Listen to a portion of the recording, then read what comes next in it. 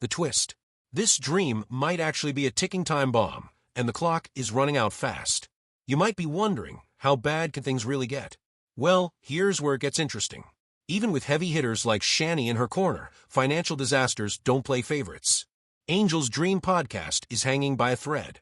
She thought she had finally made it, soaring through a booming basketball career, living a lavish lifestyle, and launching a brand new podcast to tie it all together.